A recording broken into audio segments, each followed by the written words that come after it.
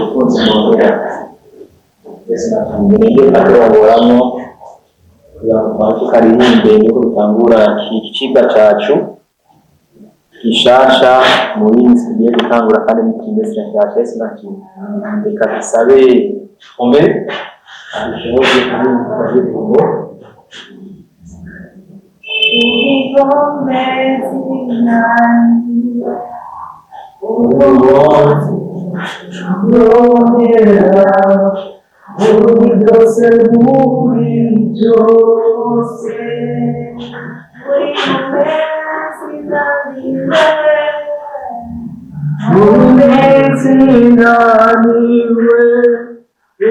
urubutunzi ndondera uri byose muri byose ivuge uri nkombe zinaniwe urubutunzi ndondera uri byose muri byose ndakurondera ko byose mamunezero wangowe muri byose muri byose bivuge Yesu Yesu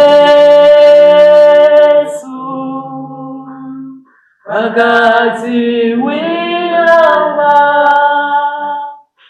zina ryawe rira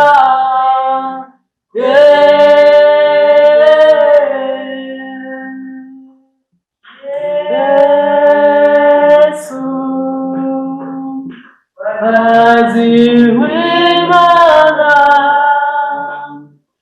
zina ryawe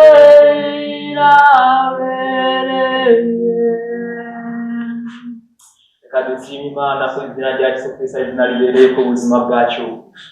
Tuvuge tuti mwami Yesu ni nkombe zinaniwe, urubutunzi ndondera mu buzima bwanje bwose, urubutunzi bwanje mwami Yesu mu buzima bwanje bwose mwami Yesu Kristo. Nta bundi butunzi namwe nondera kuri iyi si cyangwa bwosumba mwami Yesu urukundo mujewe. Nta rundi rukundo bwa mwami Yesu noshobora kuronsa urukundo wankunze mwami Yesu Kristo. Uri Imana ugira neza mwami Yesu Kristo. Turagushimye kugira neza ku buzima bwacu, turagutumiye kandi kuri uyu munsi dikoye ntacu ndikicirwa kandi ngo mwami Yesu ugira kandi amen. Yesu avuze cyane mucari Yesu nashimwe. Tugiye kwigicirwa gishasha, ikigwa kingira kimazi ku buzima bwacu. Sinde kwenda baho ku buzima bwawe gusa, ni ku buzima bwacu nanjye kandi ndimo, kuko akenshi na kenshi hari abigisha dukunda kugira tukavuga tuti ni ikigwa kizofasha mu kizobafasha, ariko ni ikigwa kizodufasha kuko ni ikigwa kitaraba umuntu runaka, ni ikigwa kitaraba ngo uringe cyangwa urinde, ni ikigwa kituraba twese. Yesu nashimwe. Ni ikigwa kizodushoboza gushika kwindi ntambwe ndetse mu gutera imbere mu bwami bw'Imana. Yesu nashimwe. Mbega mushaka muti icyo kigwa mbega ni ikigwa kivuga ngo iki? Ikigwa kivuga ngo la vie d'obéissance, ubuzima bwo kumvira. Urumva neza ko bavuga ngo la vie d'obéissance, c'est pas ukumvira, ni ubuzima bwo kumvira. La vie d'obéissance.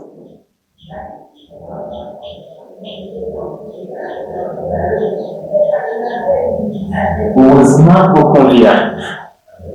Akenshi na kenshi twoshobora kubyita tukavuga ngo ni ukumvira, mugabo bwa mbere na mbere ariko ikintu cyatandukanye kivuga ngo ni ubuzima bwo kumvira.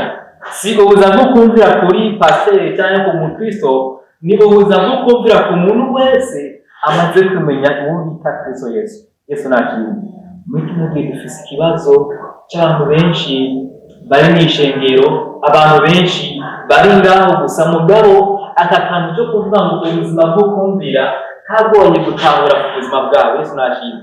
Iki kigo kidodufasha kumenya mbega kumvira ku buzima bwacu ni gute dukwiye kubigira, ni gute dukwiye kubigenza. Yesu nashimwe. Aho duherereye ibyo dukora byose, mbega kumvira ku buzima bwacu ufise agaciro nyabaki. Akenshi na kenshi hari igihe twibaza ko ukumvira ubuzima, ukumvira kuba nagenda ku ishuri rya Bibiliya. Ego nateye intambwe, naje nitavye ku isaha, navuze ko nzotangura ku isaha ya saa 9, nashitse ku mwanya nta kibazo. Na cyane cyane nabona kenshi na kenshi mu mashengero bakunda kuvuga ngo iyo ushitse ndufatira amasengesho atangura saa 9, saa 3 z'agatondo doto ugacushika saa 9, saa 3 na 15, bavuga bati ahantu bagize gute twashoboye kumvira imbere y'umwana w'umuntu ku mategeko yashinzwe ko kuwacerewe kandi wakoze amakosa. Siko none rimwe na rimwe tatubaza rero ko twitwarira ibisaha cyane rwose, tukavuga tuti tugomba tugende gusenga hakiri kare kugira ngo ntiducire ku izina maze gushingwa. Tugomba dukora ibishoboka byose kugira ngo pasiteri cyangwa umurongozi ntaze kunsiguza. Ngomba muri ibishoboka byose kugira ngo dokorare cyangwa naka cyangwa naki papa cyangwa mama cyangwa umugabo cyangwa umugore wanje ntaze kunsiguza ngo mbega wategejwe n'iki, nze kubahiriza isaha yagize gute twamaze gushinga. Ibyo tukabikorera ko tukumvira abantu, ariko kandi hari ikindi kintu gikomeye cyane ngo twakoze pa imwe uburyo bugaragara, hari pa imisigagira ngo dushobore gutera dukore kandi dushire n'ibina mu mutima. Yesu nashimye. Ni nayo mpamvu tumaze kwanza guhera ku murongo uza gusanga muri Yohana 4:4 Jean 4:23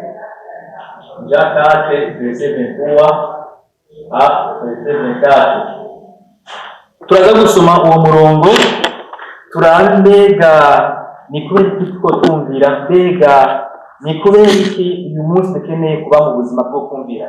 Wahacitse cyangwa wamaze kuhabona, iyo dusomera nabaje kutwetwanya mu Bibiliya. Yesu nashimye.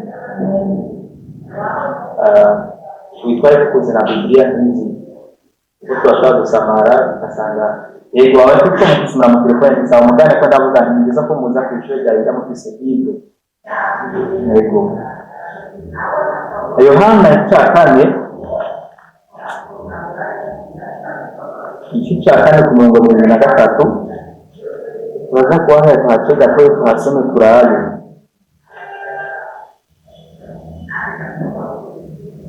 Twashitse madusomere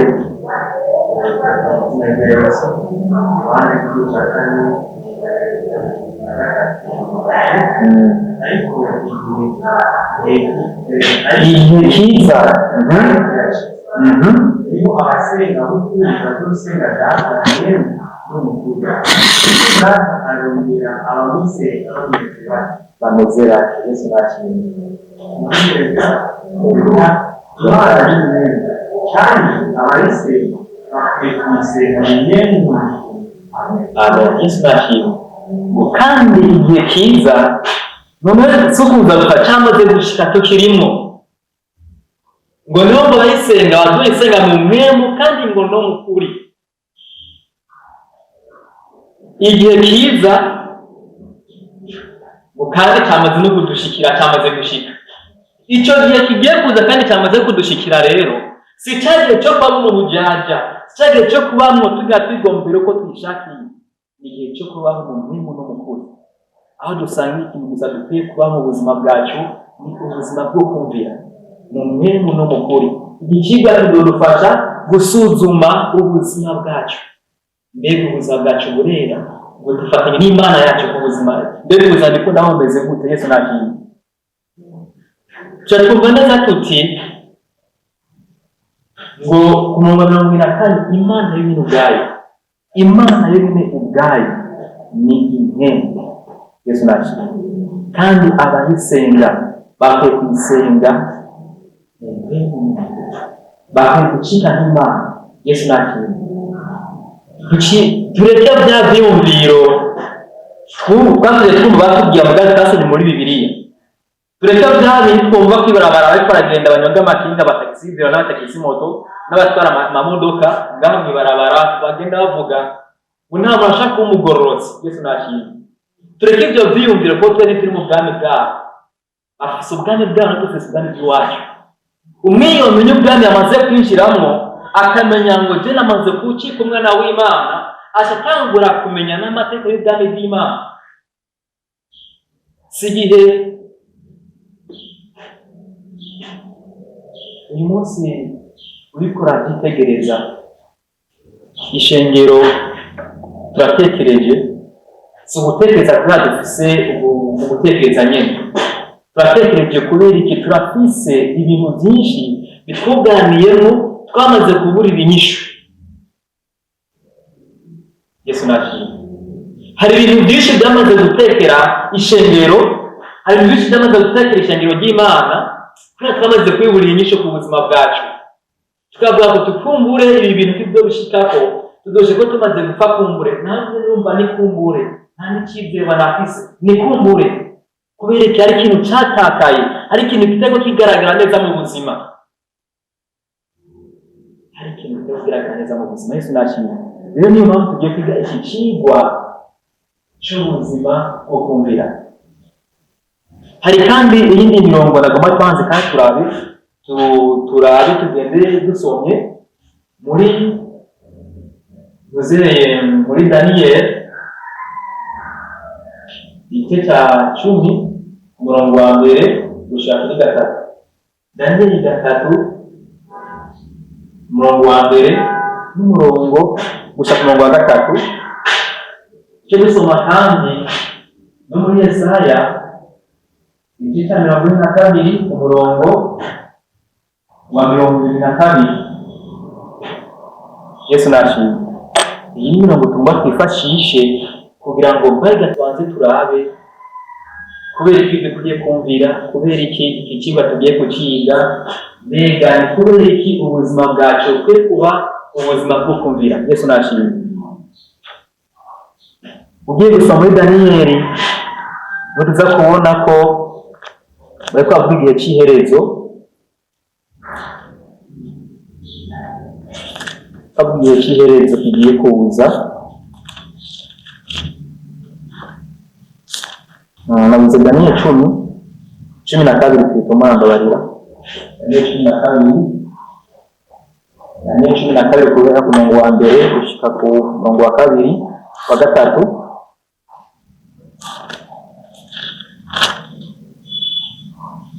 Sinzi ko aho yashitse.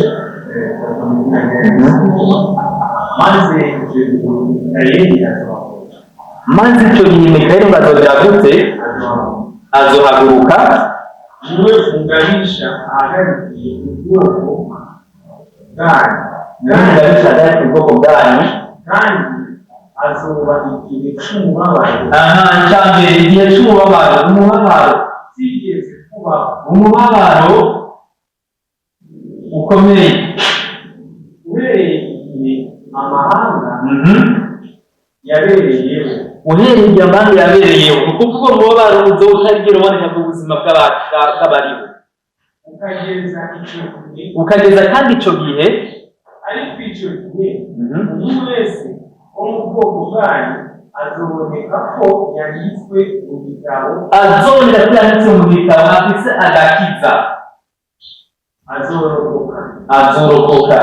Kandi benshi bo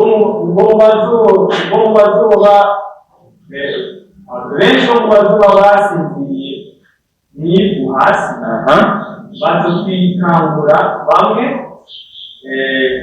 benshi bazoba bazimiye n'ivu hasi bazokwikangura bamwe bikangurire ubugingo budashira, abandi bikangurire ubumaramari n'ibiterwa bitazoshira, n'ibiteterwa bitazoshira. Kandi abagize ubwenge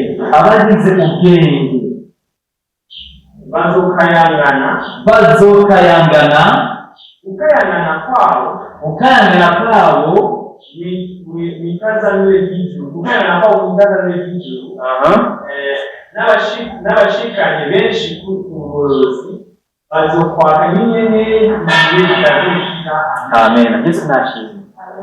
Ibi rero ni ibintu tuzogarukaho muri iki kigo cyose, tuzogera turagira gute iyizo tuzokimara kuguma kugera kuri ibi bintu bishika kuri bine. twamaze kumva neza yuko mu mareka Mikayeli ngo azohaguruka. Yesu nashimye. Kandi igihe cyo guhaguruka rero se cyagiye cyo kuzovuga ngo tugiye kugira tolerance, hazoba hari abantu bamwe bazoja bazokitangurira umubabaro batigeze baronka kuri iyi si, umubabaro ukomeye batigeze bumva ku buzima bw'abaye iminsi yose. Kuva ico gihe barereyeho gushika nabo bazoba bari Yesu nashimye. Ni ukuvuga iki? Bazoba ukujyanika jameza. Hano kandi twumva ngo abarize ubwenge, twumva ngo abantu abazokwitangura ngo bazone ko banditse mu gitabo, abazone ko bamaze kwandika mu gitabo abafise agakiza, abo nibazo bahaguruka byarakoze kudashira. Hano kandi batubwira ijambo ryo kugira ubwenge. Mbega ubwenge ni iki? Yesu nashimye. Mbega ubwenge ni iki?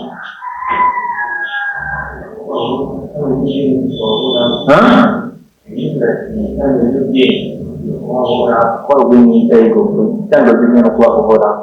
Iyo ni definisho kugira ngo turonke ubwenge, itangiro ry'ubwenge. Siko none hama yo twamaze kuba uhoraho, twamaze kugira ubwo bwenge, dukwiye kubaho gute mu bwenge? Yesu nashimye. Nje ndio jambo dukwiye kubanza kurondera. Rimwe na rimwe turashobora kubaho ubuzima tukubaho uhoraho, mugabo ugasanga nta base dufise yo kubaho uhoraho. Turashobora kugenda mu buzima bwacu bwa misi yose twaze turaba ikigwa cya etaje kugenda ari ikigwa cy'uburage bwinshi etaje kugenda so bari muri bamwe abantu musibashaka baje. Yesu nashimye. Abagize ubwenge tuzobibona uko bazogenda ubwenge muri iyi minsi ku buzima bwacu. Yesu nashimye. Hama kandi kumadusome rero ngaha muri Yesaya 52 ni mirongo ndiko ndasoma kugira ngo ize bidufashe mu gutahura ko twashiga ikigwa. Yesu nashimye. Yego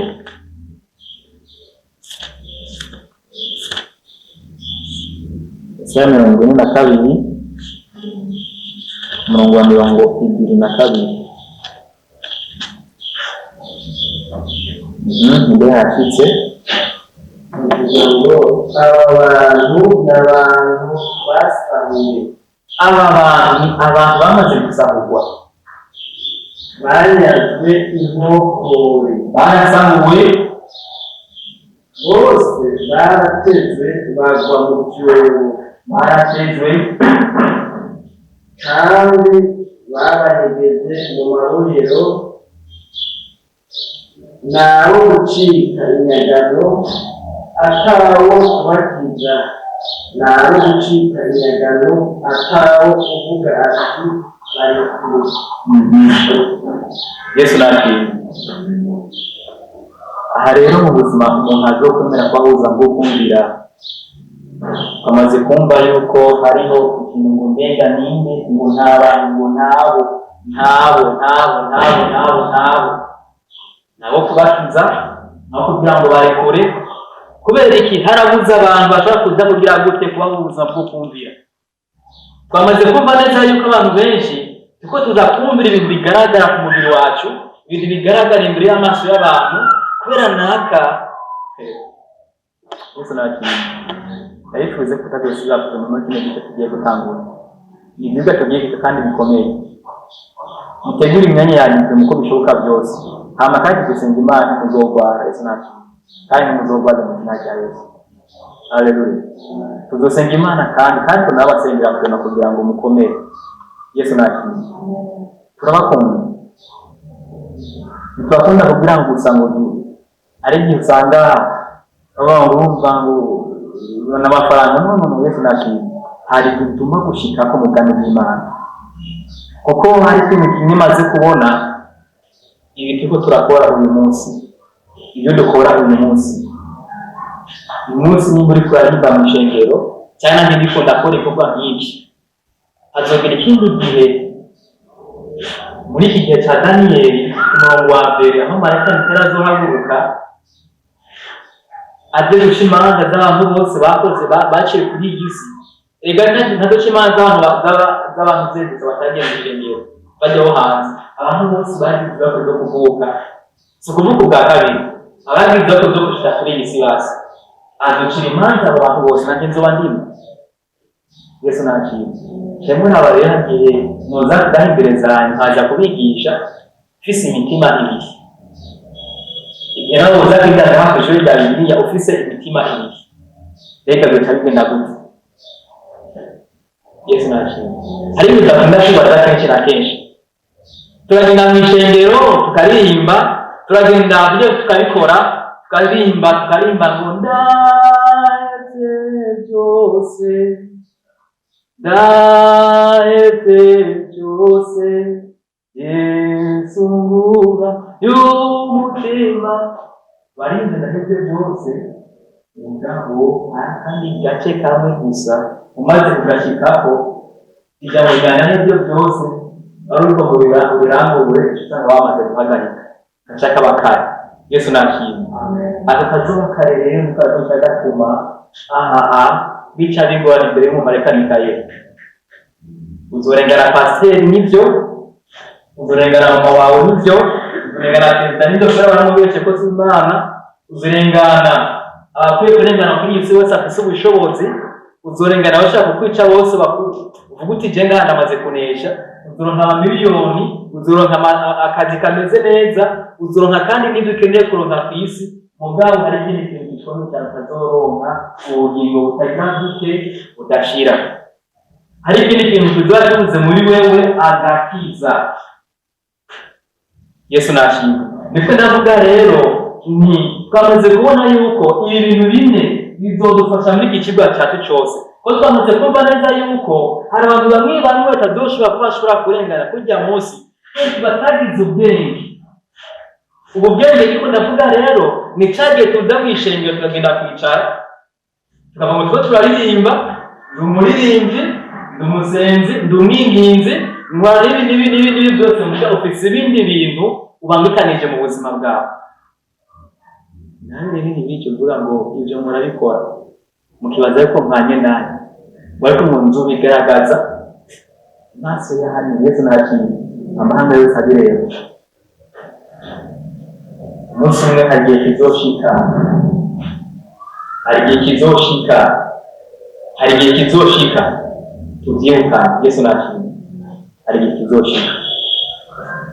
Mbona ikigwa rero cy'ubu tugiye kwiraba rero, twamaze kubona intumbero y'icigwa, reka dushira ku ntumbero tugire point ya mbere. mwandike intumbero y'icigwa.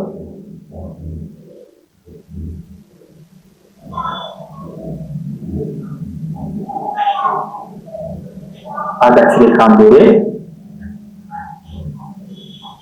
ikigwa cy'ubuzima bwo kumvira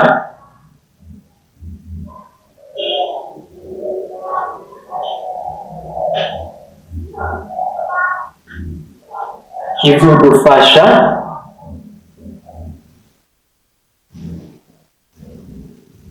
ikigwa cy'ubuzima bwo kumvira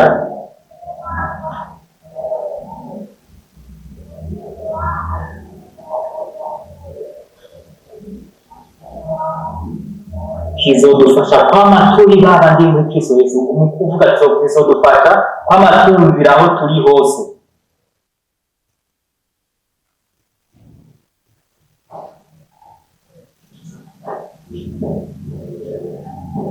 Ikigwa cy'ubuzima bwo kumvira kizodufasha kwama tumvira aho tuzoba turi hose.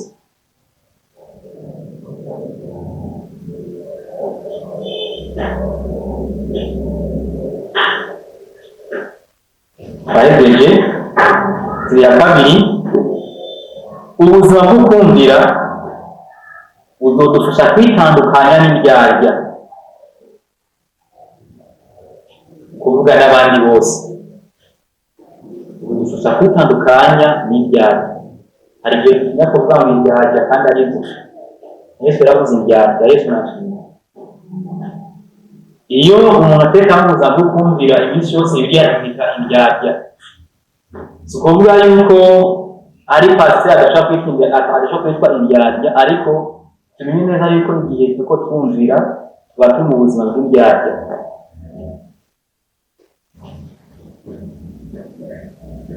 Bibiliya rero irahari kandi kugira ngo iturinde ukumvira burahari kuvuga kugira ngo tuturinde imibabaro ubuza bwo kumvira urebe kugira ngo turinde ubuza bwo kumvira bw'umubabaro. Ya gatatu ni tugeze ko ukumvira kudufasha gutanga mu bihe by'umubabaro inyuma y'ubuzima bwo ku isi.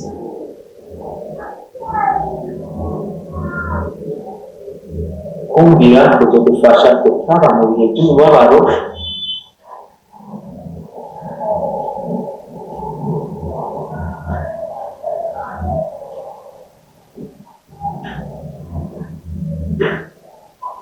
inyuma y'ubuzima bwo ku isi.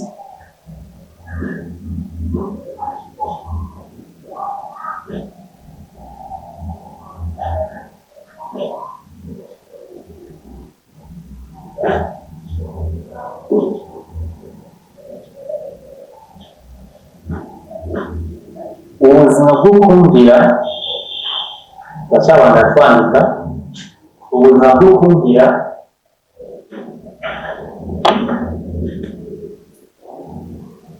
buzodushikana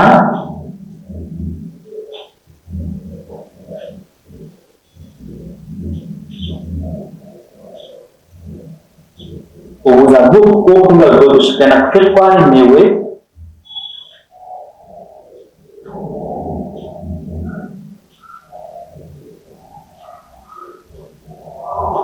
no mu murage wacu muri Kristo Yesu. Dushikana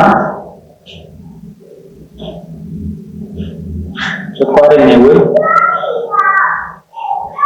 mu murage wacu muri Kristo Yesu.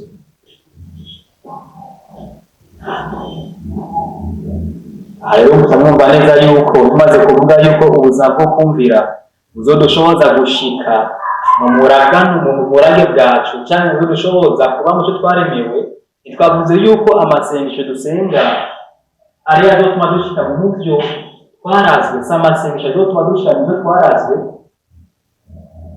si utwigo tugara ko byamishengero tuzotuma dushika mu byo twarazwe.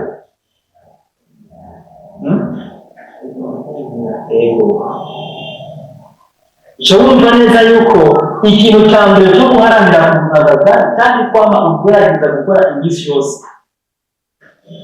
iyo ugiye gusenga,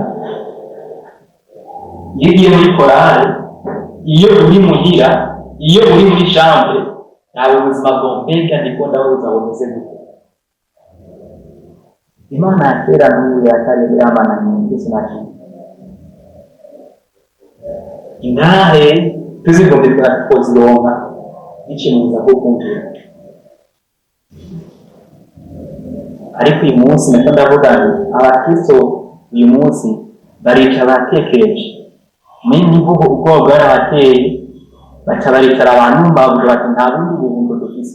Aho twaje dusoma ngaha ngo baramaze kuvuga ngo bashizwe mu kinogo barakubereyemo bakokeye mu kinogo, kandi bamaze kurokera mu kinogo rero nta n'umwe bafise wo kujya kubakwega ngo bakureyo, nta n'umwe bafise wo kubatabara, nta n'umwe bafise. Kubera iki?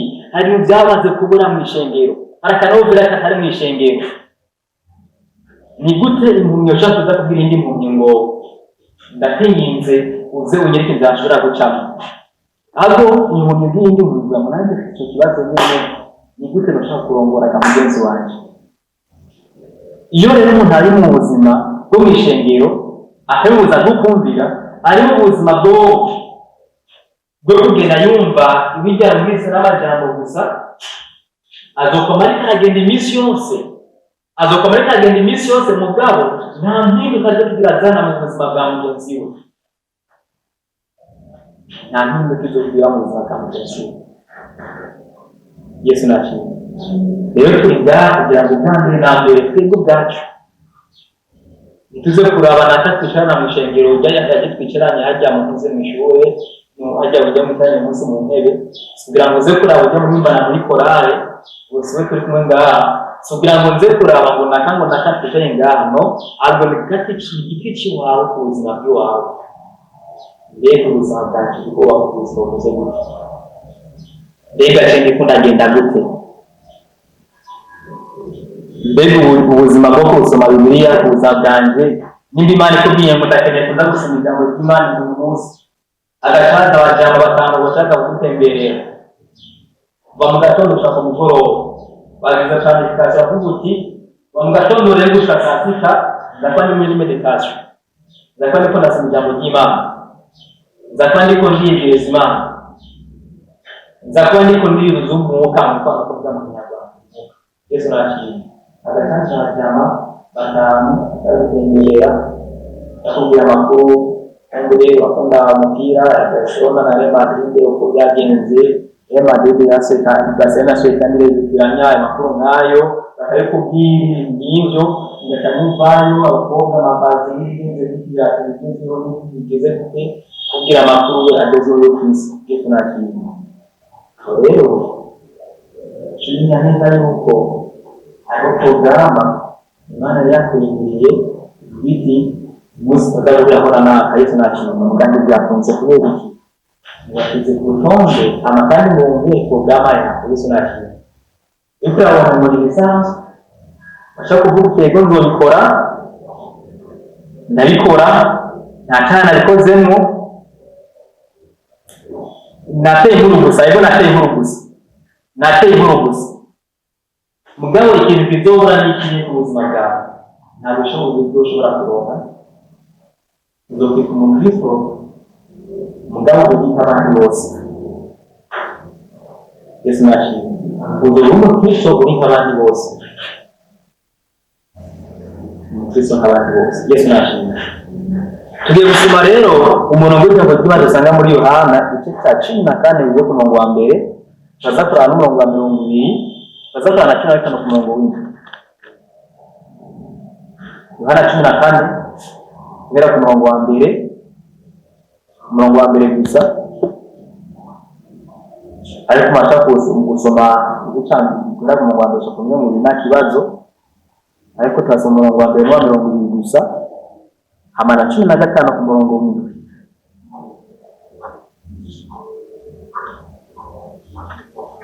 Ku murongo w'indwi.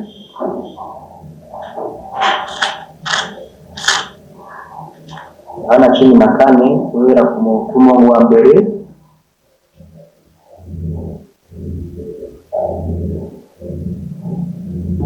kutemikiranye umurongo wa 15 umurongo wa 15 n'umurongo wa 20 haba ngo nimwankunda muzokwitondera ibyagezwe byanje. Umurongo wa 20 uwo munsi muzomenya ko ndi muri data nanjye muri jewe nanjye ndi muri mwebwe. Uri n'ibyagezwe byanje akabyitondera uwo niwe ankunda, kandi unkunda azokundwa na data nanjye nzomukunda kandi nzomwishurira. Na gatatu naca bavuga ngo Yesu aramwishura ati yari muzeye yudabaje ikibazo ngo aramubaza ati mugenzi ibaye bite kugira wihishuriye twebwe ntiwishuriye ab'isi. Yesu aramwishura ati nihagira umuntu azokwitondera ijambo ryanjye kandi data azomukunda maze tuzoza kuri we tubane nawe. Ku murongo w'15 naho tuharabe havuga ngo nimwaguma muri jewe amajambo yanje akaguma muri mwebwe musabe ico mugomba cyose kizobabera kuno. Musabe ico mugomba cyose kizobabera kuno. Kubera ko twahereye rero kuraba 14 aba ngo ninankunda mukitondera ibyagezwe byanje. Nimwakunda Kristo Yesu mukitondera ibyagezwe byiwe, mukumvira ibyagezwe byiwe, kuba mukagendera mu byo yabageze, mu byo yatugeze, muzosaba Data aze kuri mwebwe kandi nanjye mubandi kumwe namwe. Amayuda nawe akavuga ngo rero aramaze ikibazo akabana bafite amajyambere none gashaka mugenzi kuri byo kwita kuri byo sabisi n'ibiyereke no kubera bindi hano akambira mu kubera mu waje kwa mu handi rwanda nyuma ariko se akambira ngo nihagira umuntu bisigura yuko nawe niyamara kwiyonjorora niyonjorora akarivamo aho usara gutaba nawe n'ubuzi azoba mu bantu bazogera bazokumva nakati. Yesu nashimye. Rero natwe ku buzima bwacu twakwiye ko amaturari menshi yose kugira ngo ntitakaze turi twamaze kuva muri Kristo Yesu kugira ngo twame turi ku rugero rumwe na Kristo Yesu. Yesu nashimye. Rero tubona neza yuko aha ku murongo w'impa cyatubwira ngo nimwaguma muri jewe amajambo yanjye akava muri mwebwe musabe icyo mugomba cyose kizobera kuno. Bisigurikiye ibi byose tumaze kumva cyane ijambo ry'Imana ryose tumaze gusoma bitwashira mu ngiro tugakora ibyo tukaguma muri byo kuko guma muri Kristo abakunda amajambo yose uzarebe abone amajambo yiwe tuvuze ko dushaka cyose datazogira gute aso kiduha. Urumva neza yuko bitandukanye cyane naho Yesu yiga avuga ngo nagenda mugakora amasengesho amajoro 40 n'iminsi 40 umunsi cyose mushaka cyose muzokiro abigeza vugico yavuze ngo nimwakunda mu amasengesho iminsi yose mu gatondo nimwakunda mu masengesho iminsi yose ku mugoroba nimwakora programa do priere muhera ku mugoroba mu biro kuryama nimwagira ukigo twose muzokora kugira ngo musheke kubyo mushaka ngo muzokora no c'est pas ça kuko yaba byari ibyo abantu barasenga no kwizina kenshi bambera ndende imaje bajya gusenga nacafisa kungura mu nacafisa kuzengurira mugabo umutora watahakanye mwako reze no baratawuse kubera iki birutiye indambere kuza kubira Imana amajambo muguruza ngo cyane guteza ku imbere y'Imana. Si byiza kuza kuvuga amajambo hamwe n'izaniko ku imbere y'Imana. Yesu nacu. Reka rero tubandanye n'ikigwa cyacu cyangwa muti mbega iki kigwa kubera iki muko matizana umunsi kugeza muko ariko n'ikigwa ko mutishe cyane. Yesu nacu ikigwa cyagiye cyane giko ndagitegura nagize umuhate cyane ukamubuza bwo kumvira. Akenshi na kenshi njye ndakunda evangelization, ndakunda kuganira nabo nkunda kuba ndi kumwe kenshi na kenshi. Hari igihe usanga tubayeho uyu munsi hari ibintu tugoye tumaze kumbuza bwo missionnaire bakaba baramusonari siko bahera bakaba baramusonari abakoze kandi abakoze basi ubuza ng'umwakoze intumwa yagiye kuri tere bayifisa amakofe bayicumitse icumu mugabo bigeze ibura mu ndahagaritse yabandanije bakoze ibyo bashaka byose babikoze mugani yigeze hagarika kubera iki bamwe batangura ko karanga no masengesho abaheburayo igice cya 11:15 ushaka sezi. Yesu nacu umwe gusoma ngaha kamara kwira ko umwana w'Imana abagabo 13 ikachinga kwa china gatatu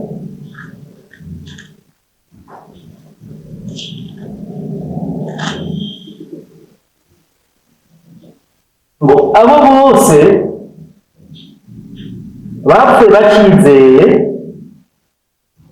batarahaga ibyasezeranwe ariko barabibona biri kure, barabisasirira bakemera bari bakavantara n'ingenzi ku isi. Abavuga batyo baba berekana yuko barondera igihugu cyabo bwite.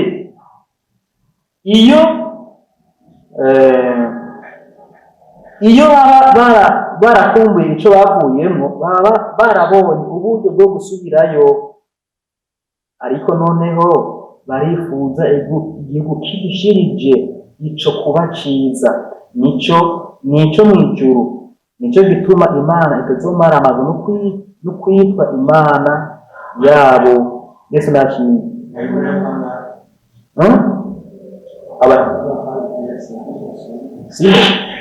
Abayobozi mu Burayi bonze prezese ego nico jeni hondi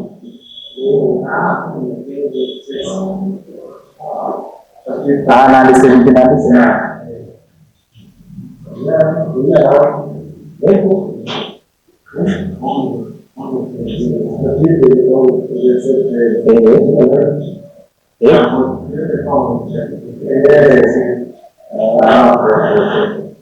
twasubiremo cyane. Sawa.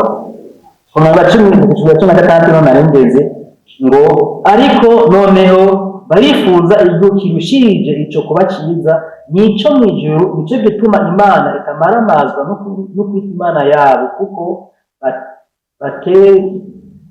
yabateguriye igisagara. Yesu nashimye.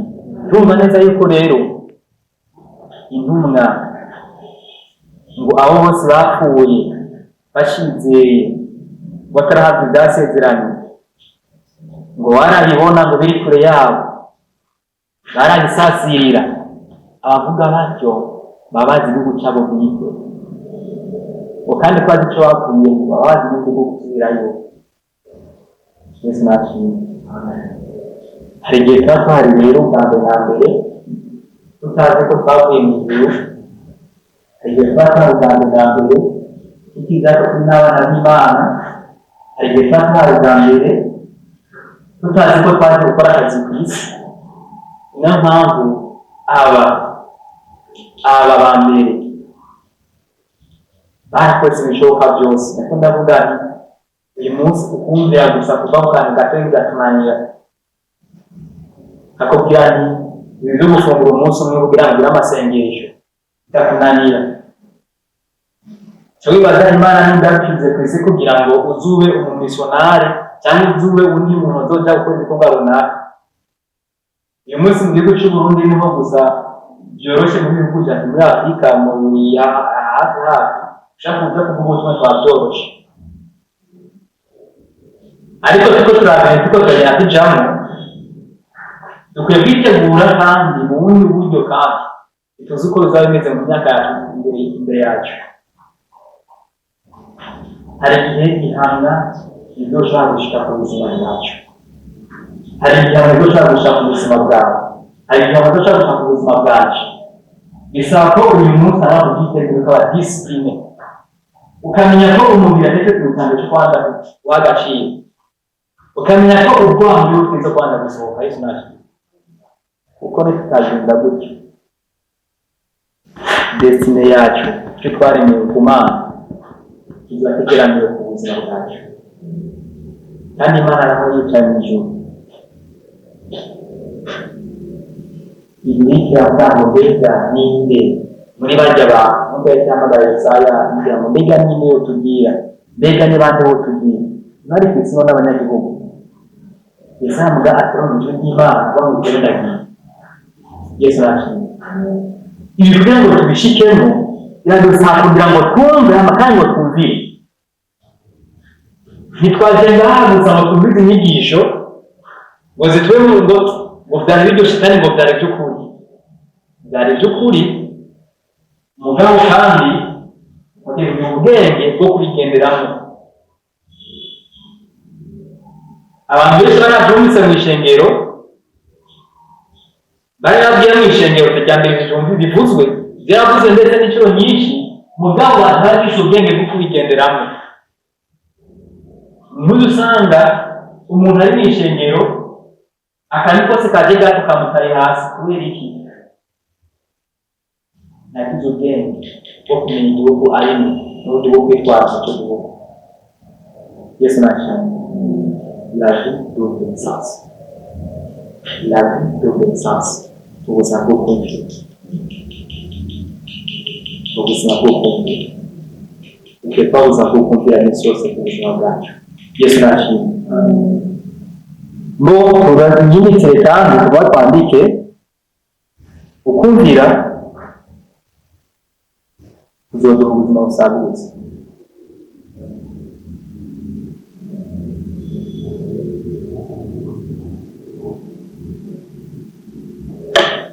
Tufatwa mu buzima busagutse. Tuduha ubuzima la vie en abondance. Ya mbere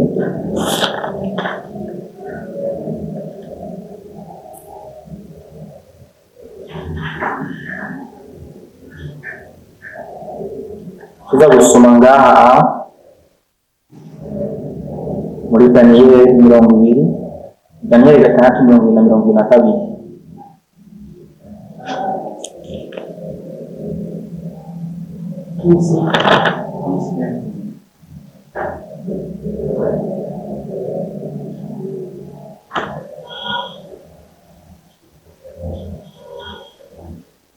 Patuna Daniyeli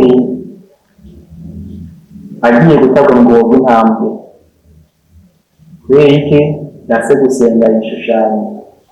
Hama kandi akagera nako kahari igihe tuje tubanza tukaraba neza nuko Daniyeli yagiye mu cyo kibazo cyo gutabwa mu bwobo bw'intambwe kuko umugambi wabanje gutegurwa. Daniyeli yari umuntu w'Imana kandi yari umutoni cyane ku mwami ko yarashyize ubuzima bwiwe kuko Imana yamubwiye agerageza gushyira mu ngiro ibyo Imana yamubwiye kuzubamo, agerageza gushyira mu ngiro ibyo Imana yamubwiye, amabwiriza yose ategerezwa kuyabamo, yagerageje kuyigereranya nayo. Yesu nashimye. Hama rero ahagera ikindi gihe aho afatanije ubutwari, navuga bati uyu muntu rero kugira ngo tumushyire tukigenze gute, bagomba kumwica siko urabona gahoro, bagomba kugira ngo bamukure ku isi ashobore kuronka ibyo ashobora kuronka mugabo kandi ikintu Imana yaramuha uzokora kwishaka mu bitare bwarangiye. Ingire murabe kudacibwira Daniyeli gituma Daniyeli kuvuga cyangwa ubuzima twifatisha ijambo natubone icyo bitubuza mu budasagutse. Ni ukuvuga yuko Daniyeli avuga bati umunsi aragiye gupfa. Navuze bwa mbere na mbere uzovuga uti jewe uzobikora, uzokwiyororeka, uzobiryarya imbere y'abantu, imbere y'abantu, nzokwerekana ko nabikoze. Rero igihe batanga kumbwira ijambo kenshi n'ibyumva ntabwo kwibaza ngo nigabasha nk'iyo turaduhe kwa Sadaka na Abedenego bace ntabwo bazi nk'iyo Shadaraka na Abedenego batabigisha ngo arunamye mugabo atunamye arunamye bunamisha umugabo mu mitima ntabiriyo kugira ngo bazigame amagara yabo, babikoze mugabo bakoze biri mu mitima yabo, no kuderekanya ko baciye bugufi imbere y'abantu. Hari ikintu kitari kugaragara, Imana yo gushyirwa hejuru ku buzima bw'ibyagiye mu Baheburayo, Imana yo kumenyekana ko Imana y'ubushobozi, Imana yo kugaragara mu bushobozi yagaragayeho. Ubwo nyine baba bafite ubutane bw'Imana, bakaba bafite n'ibyo bakoze, bakaba bahunze ibyo bagendeyemo byose.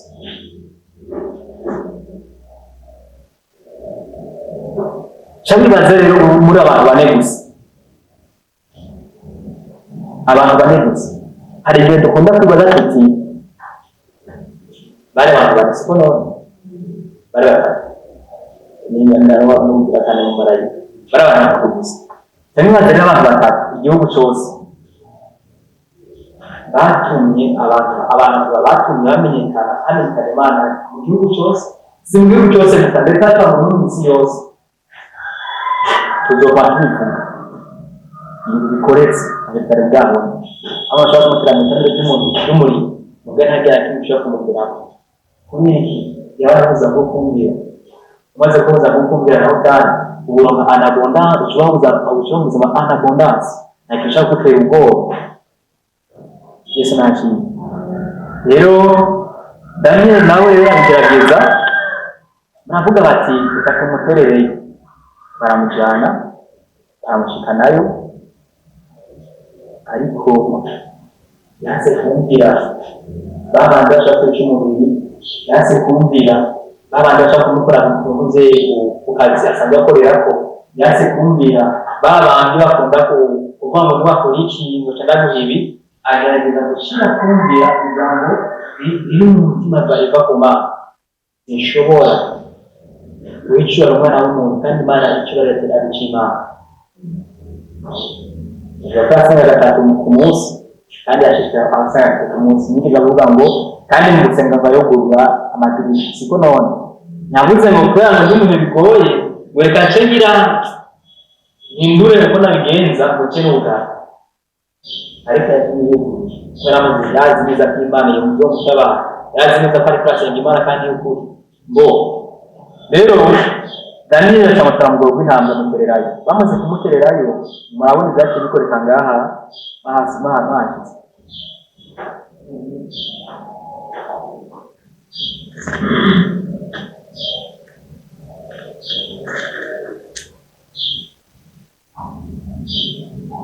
ninde yasitse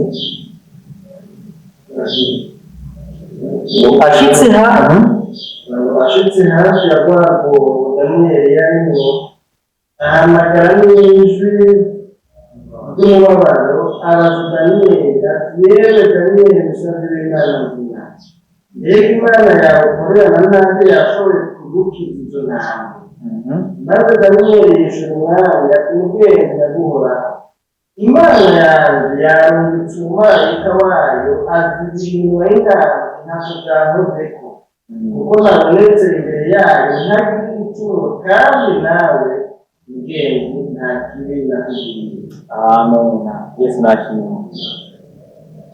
umugenzi mwami naguhoraho Imana nkorera yameze umumarayika aziza iminwa y'intambwe narakibigeze inkorera Imana nkorera Imana nzima ati avuga kandi ngo kuba nagicuma nagukoreye wewe kandi nagicuma nayikoreye Daniel baba yigira ngo nakoze cyane nakubasha atavuze nta cyana nagukoreye wewe mbere ya wundi umwera hano wese cyatangura kuza kwa ngo mbabarira nakoze icyaha ngo sinayibyo nakoze sinagize kuko kubera iki hari igihe dusa imbabazi zidakenewe sikugaye sanga mbabarira yenze gute wakoze icyo kintu gukorwa hamutsa imbabazi gute kandi sigura yuko n'ibyo wakoze uyu munsi cyangwa ejo abikoze gusa ushaka kubikora ariko ntatari yakoze ngira icyemezo mu mutima wawe Yesu nakimwe Daniel rero ataragenda agira bagiye gupfa mugabo asangiye kwaho n'ubuzima kandi ubuzima busagutse anabondance ataraza ibyo yaba asanzwe arimo bica birahinduka igitinyira kandi afise bica kirahinduka noneho arabuze nk'umwana inzozi gusa ubu rero si gusobanura inzozi gusa afise n'ubushobozi ntabwo agize umukoraho Imana yiwe kandi iteye ubwoba uwo yikinatako kuko n'abantu bose babigenze babateye mu mugongo ntabwo ngo zabaheze batarashika hasi sigura iki hamwe twavuga ubuzima bwo kumvira natwe ntacyo yakoze gutera ubwoba mu buzima bwacu kandi nibwo duhamagara kubambara si ukuvuga ngo tuze kubyigisha gusa ngo tubibemo tugende tuje tugenda tugiye tuti bashaka kubigeranya kuri ngo bigendera no ahubwo se ngo ngo bigendera nanjye nagiye kubigendera nicyo bituma uzambo kumvira ubwenge bamaze kumva ko ubwenge butangura kuba kubaho aho cyangwa ubwenge kuba gukora rero kuko gukoraho rero ubwenge bwo kugendera mu byagezo by'uhoraho, kugenda gutinya uhoraho. Rero kuvuga ubwenge tubegeranye no gutinya uhoraho, kugira igitinyiro k'uhoraho. Wamutinya uhoraho si ukumutera mu manda gutinya oya, ahubwo utinye kugendera kuri ibyo yasezeranye. Wamugendera mu by'Imana ndetse kugenderamo. Ana umwigisha afise umunyeshuri yacerewe, umwigisha agenda afise ubwoko bwaza kumuhana si atinya umwigisha, atinya amategeko. Yamwisha kuri bijyanye n'uko byagenze, ndazi ko azakumvira nabi. Abari mu ishuri baba batekanye ubwabo uri hanze afise ubwoba bwinshi. Rero n'umuntu nawe aba ari umwana w'Imana ese bihaze akikugira ubwoba bwo kuba mu byo ahita abamo bitameze neza, kugira ngo ajye mu bitaro by'abana barabibana mu gihugu. Yesu nashe mbo rero twavuze ibintu byinshi, twavuga ibintu bitandukanye. Tugiye kuvuga point magize akabaho ka mbere, tugiye kugira icyo bita point ya mbere, turabe ibisobanuro. Mbere yuko tubona icyo kwizera kuri, turaza kwanza turabe icyo ukwizera kutari. Icyo ukwizera kutari. Icyo ukwizera kutari. Mwatanditse?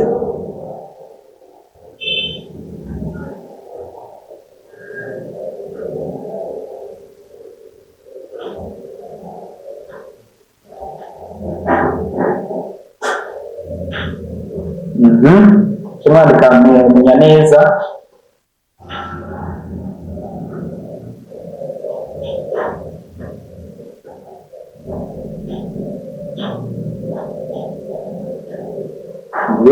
Ibyo dukora byose mu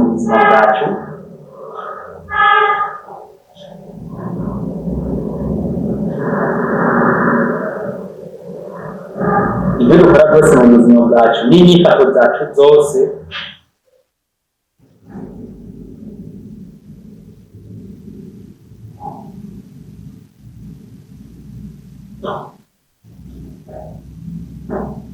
byerekana urugero twumvirako.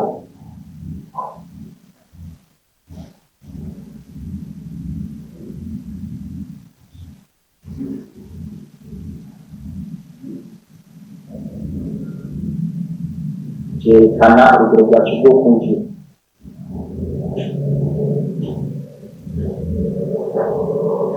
Haba ku Mana cyangwa ku bantu.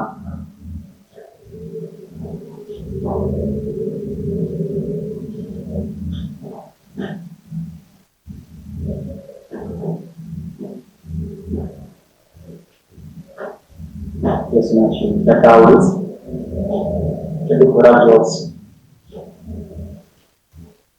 Kuvuga n'ibyo turyamye, iyo tujya hose, ibyo dukora byose, iyo tugendera mu byose, byerekana urugero rwacu rwo kumvira. Wagutumye ku Mana yawe, ko ubuzima bwawe nyine bwite no kuri bye nyine siko gahemu. Kuko iyo tuvuze ubuzima bwo kumvira, buraba umuntu umwe mugari mu bantu benshi, ashobora kuba ari mu bantu benshi cyangwa ugasanga ari mu gace ka wenyine, ari wenyine. Amagambo dutuma tubona icyo kumvira kutari. Tugira rero akantu ka mbere, kumvira si umugenzo.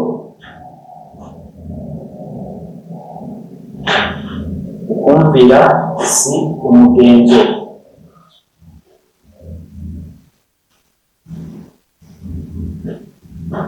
Abantu benshi bari mu masengero, bari mu mihana, bari mu bigenze gute, usanga imbere yo gukora ikintu atumvise ikibi mu mutima, akaba adasoma ibyahose sanguru, atagira icyo bita discernment.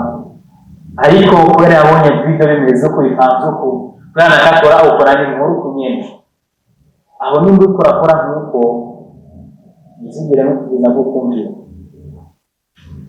shaka bazati kubera umunsi bagenda bakura bagenda amanuka nageka ngenda amanuka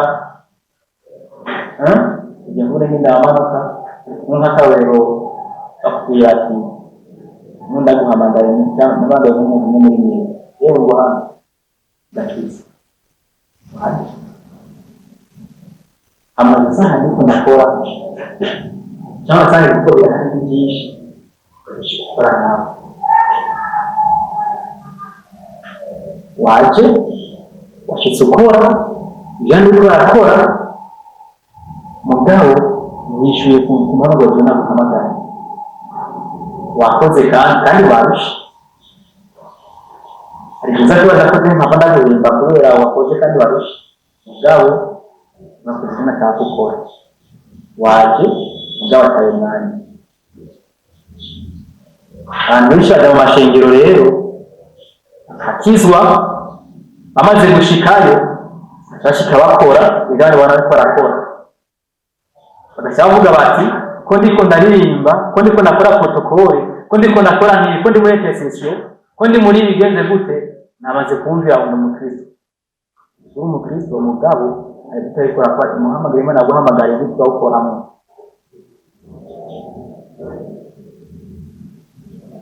yataho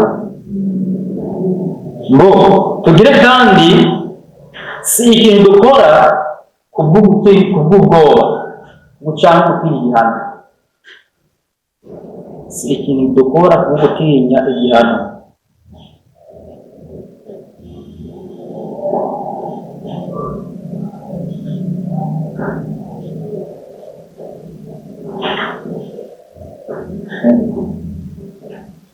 kimura gitaho si ikintu dukora kubw'ugutinya igihano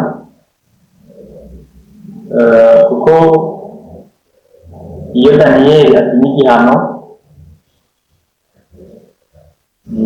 yari gushaka gushika ku mugambi w'Imana ko none kandi jewe ikindi kintu nkunda kumfasha cyane cyane mu gihe y'abantu iyo umuntu agiye kunsigurira ikintu kugira ngo ndamutahure aho umuntu agusigurira kugira ngo ndamutahuze ibyo atari mu kibazo kandi ko bigoye mugabo agacaza kugira ngo mutahure shaka ntahure donc nje gusigurira byumve hari igihe nanjye numva ko ibyo bintu nagusigurira bigomba ko ntahure bidashaka ko ntahure rero ndabonye ko baba bigorana cyane rwose nje ndakubwira nti reka rero tuvewe muri jewe tujye mu byerekeye ku Mana fata ko ryo ni Yesu cyangwa fata ko ugiye kugira Yesu fata kuri imbere y'Imana hasi vana ijambo rya biragoye ko ibyo tumaze kubwira Imana vana ijambo rya biragoye icyo imbere y'Imana icyo si ibyo uzi kurasigura amasho y'Imana bitahure icyo Imana bitahure kuri iki arakanda kumukingira ariko nyabwo kwego akamushika bakamushika ko rero ubu nawe wamara kumufasha kujyamo mukamusanga igihano ko nakiri kumufasha muri ngo tuzi Yesu nashimye hari ibintu rero tuza gukora twatsinda hano hari ibintu tujyamo kwa twamaze gutinda tuvuga twamaze kumvira agateka gatatu ukumvira si ikintu dukora kubera tumushatse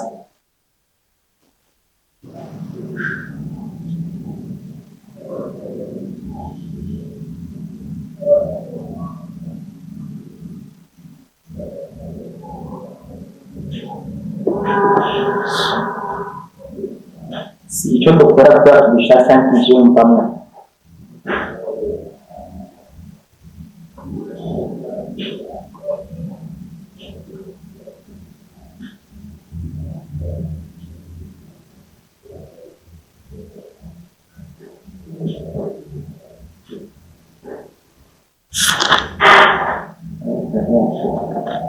bahejeje ukumvira si ikintu dukora twisunze inyungu runaka cyangwa twisunze ibizovamo ubikora imbere si icyo dukora ku nyungu runaka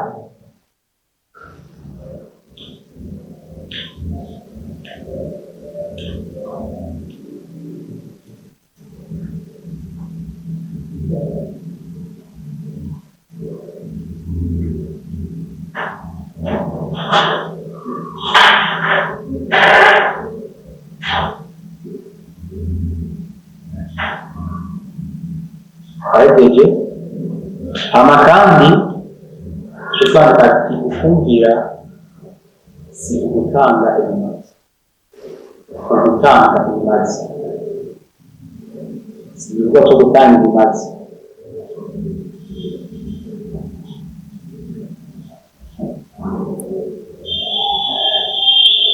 Yesu nashimye. Amashengero turimo hari igihe umuntu ashobora guhaguruka akigisha akavuga ngo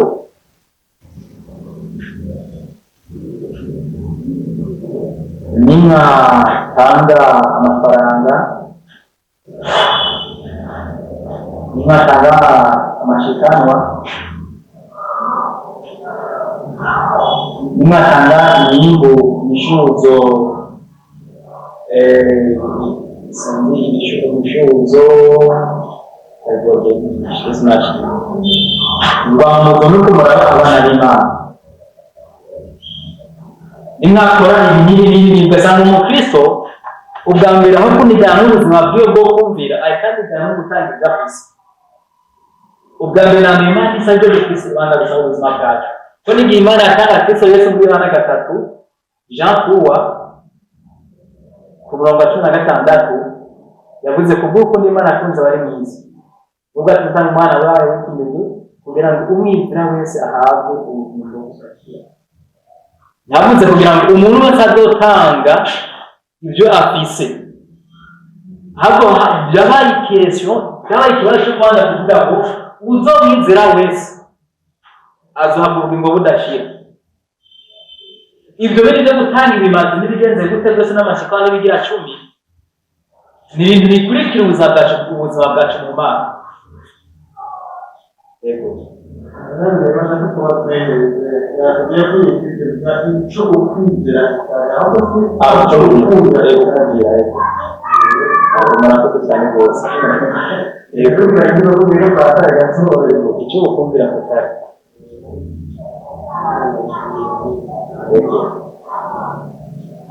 Ushujumva neza yuko ibyo bintu byo gutanga ibimazi akarere kuri Sawuli. Turasoma muri Samweli wa mbere 15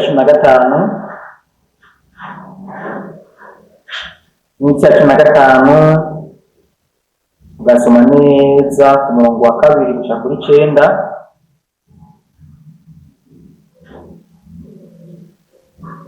Ariko turasoma kunda gomba kwika kugira ngo nshaka gushika uyu munsi kugira ngo bigende neza. Kunda nshaka kugenda kugira ngo twemfe yade nshaka kugenda mwijanye.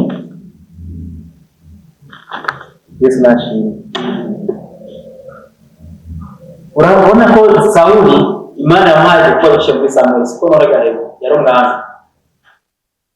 Kandi agira ikibazo kiza cyakaje kandi cyo kumvira biciye mu bimazi. None yabwira ngo genda urimbura amarike bose wakore bose ntagire n'isikaza ibitungwa n'umuntu waho bose ukore. Maze akoranya ingabo zimwe zose aragenda. Mu 9 bacabibwira bati ibintu kizaza bimeze nko kurera. Aho two birimbura twatugize nabi cyane. Imana kimukibaza kandi Imana ikeneye ibyiza cyiza. Ngabo yabanje kumenya icyo Imana ibwira Sawuli ngo ajye kurimbura ubwoko. Kuvuga iki? Ubwa mbere navuye ku murongo wa mbere ngo Imana ngo yibuka ngo amarike ibyo bakoreye.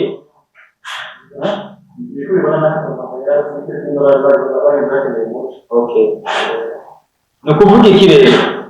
Imana ngo yibuka ngo ibyo Abisirayeli bakorewe n'abamarike.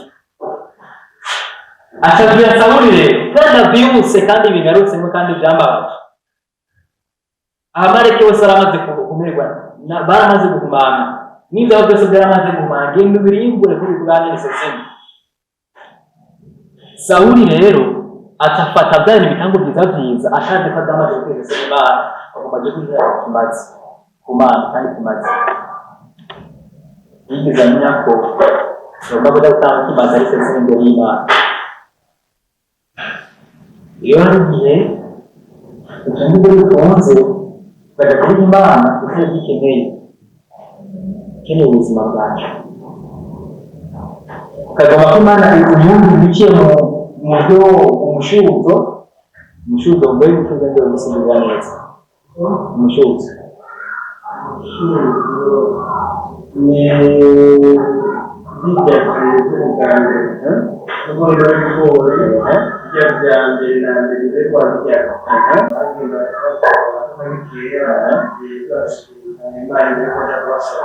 okay. Suraba rero umushuzo kuko kigira cumi kandi umushuzo sinishikano kandi umushuzo sinikimazi aho umushuzo ni ikintu cyambere uza gutandukanya Imana kavuga ati Imana rero Yesu no gutaka byo kujya kuva amazi reka utangure kubijyamo cyitwara mu shengero ubundi wabimenyemo ubundi wabikozemo Imana ibona ko ari umuntu uretse ko ndafitunganya wumve Imana mbere kuza gutanga ijoro rimwe uretse ko ndafitunganya Imana ubuzima bwawe ukaba ari utanga k'umushuzo tanga kuza bwawe ubushubuzo ndio kuza kwanda gutanga umushubuzo w'ibintu runaka igira cumi n'ishize mbere y'Imana kandi kuza kubitanga amashikano tutatanga yaza gutanga ibitare gutanga mu ishengero yaza gutanga ibyo bikenewe mu ishengero mu bindi rero kuza kubitanga mu bifata mu bitanga byo kuza kubomba ufise mu shitso yose uyu munsi aho ushobora gusanga abantu benshi bafite akiza mu ishengero bafite abemera ko abakristo mu ishengero bafite akiza mu ko abakristo mu ishengero kubera ibyo batanga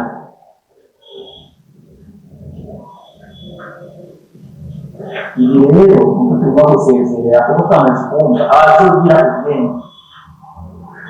abazogira ubwenge akamuzuba mukirishi wazamuzamu abazogira ubwenge ibi byose bizotuzana ubwenge no gutinya Imana bwa mbere na mbere kamenya uti ibyo uzokora byose mwene data mugenzana mujyana n'akarana kawese ijambo ry'Imana bwa mbere bazere muri jewe simwe kutanga bya bintu byose bwa mbere ariko ndakwiye kwanza gushyira ubuzima bwanjye kumva ijambo ry'Imana. Yesu nashimye turumva neza yuko rero Sawuli yacagiye ibibazo bikomeye cyane rwose ugiye kubandanya ugasoma Imana ikamubwira ngo uko wase kumva ibyo nakubwiye nanjye nise ko kubandanya twakongoma jambo Sawuli neza yuko kumvira uzotwaka ubuzima uyabundanze si ubuzima busagutse ko biri muri Jean Jesus ariko ngaha nakunye yuko icyo kumva kitari iyo ugiye mu bitari byo kumvira ushidikana cyangwa ugiye utandukanye no kumvira ahubwo utakabona ibyo ufise bona Sawuli yari umwami udashaka akazi bwami hari igihe bitakaza n'ubwana bwo kuba abana b'Imana yatagiye mu buzima bwo kumvira kigute igihe Imana yavuga ngo Yesu atavuga n'abahoze n'abanyeshuri kuvuga ngo benshi ngo baduza ngo nari nabo twatanze ngo twakoze mu izina ryawe bakije abantu benshi mu izina ryawe twakoze ibitangaza mu izina ryawe Yesu nazo babwira ngo twagenje barabwira ngo iyo bamwari ko musinze ndane kubera iki baratambuye bajyamo babigamu batakuja ibyifuzo by'ibitani mu byifuzo by'abantu hari igihe tuza kurondera kubanza kujya gukiza indwara hari igihe tuza gusenga amasengesho menshi kuba tugomba kuza kumugurira ibimuga byamugaye hari igihe tuza gusenga amasengesho menshi kugira ngo tuze kurondera tube abadogiteri mu byo kuvuga ubutumwa bwiza mugabo utigeze usenga Imana kugira ngo ubuzima bwawe bube atashe ku ijambo ry'Imana. Icyo gihe rero niyo uca ugira ibibazo bikomeye cyane rwose kuko n'abagize ibibazo kubera iki bakoze ibyo byose mugani bagize ubwenge. Yesu nashimwe Twamaze kumva rero icyo ukunza uko icyo kumvira kutari umuramba wikunda bwo kwizera cyane. Okay, tubatuje kucyo ukumvira kuri icyo ukumvira kuri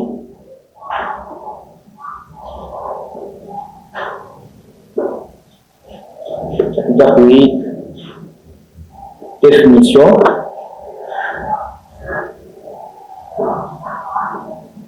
Tutaku definition twandike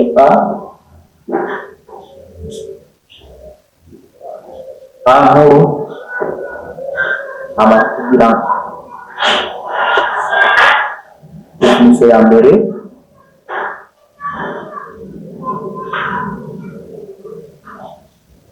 ukumvira ni ubuzima bwo kubaho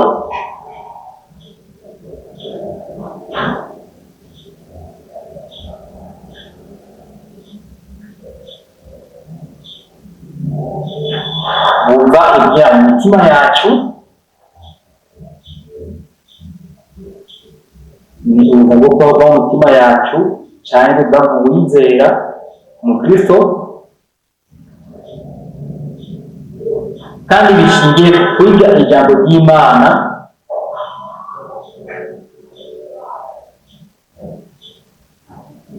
bishingiye mu kwiga ijambo ry'Imana cyane cyanditse byera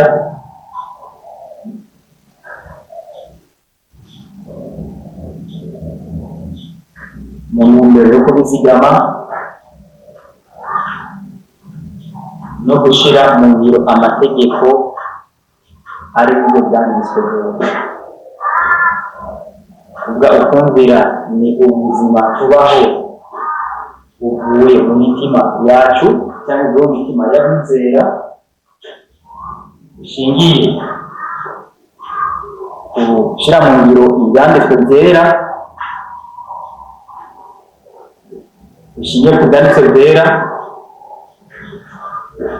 mu ntumbero yo kubizigama mu mutima wawe, haba mu kubishyira mu ngiro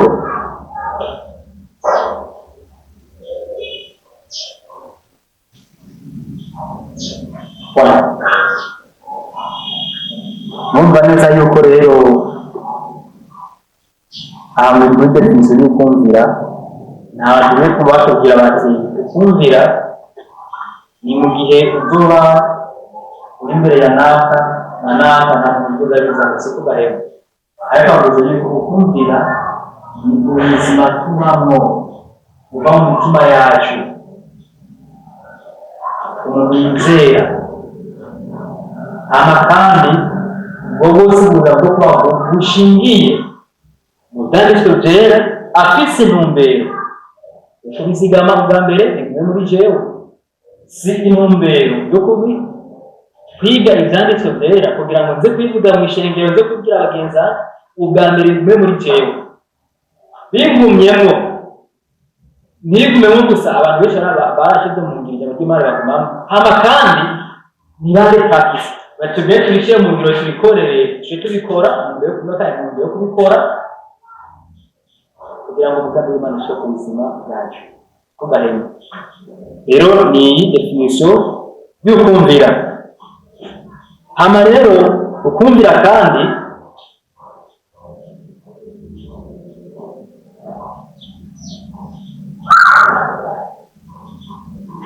nakandi gakire cyane urumvabize handitswe kirako ukumvira kudutandukanya n'ibyifuzo byacu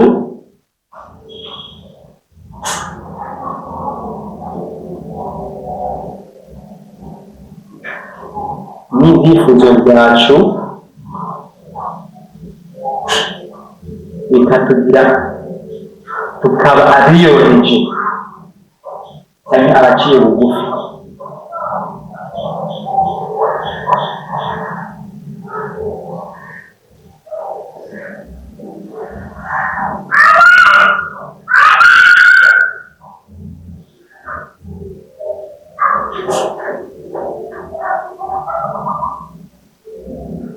Amakani gufata gutandukanya cyangwa kwitandukanya ni no kudavuga kw'ijambo. Urabona neza yuko ubuzima bwo kumvira bamaze kubona yuko ni ubuzima bwo kubaho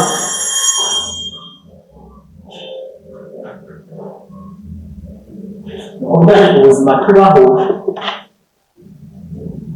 ubwa mbere na mbere bitandukanye n'ibyumviro byacu amakanda tubanza gutandukanya n'ibyumviro byacu tuba abantu boroheje gute mu kwemera kuvugwa kw'ijambo no kwemera impanuro.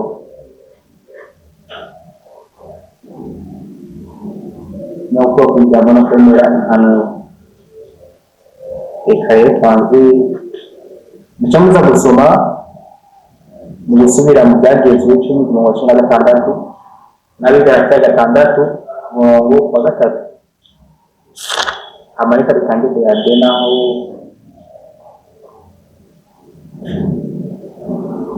bodere gukurikira si ukabiyade n'iza mu yindi 6:3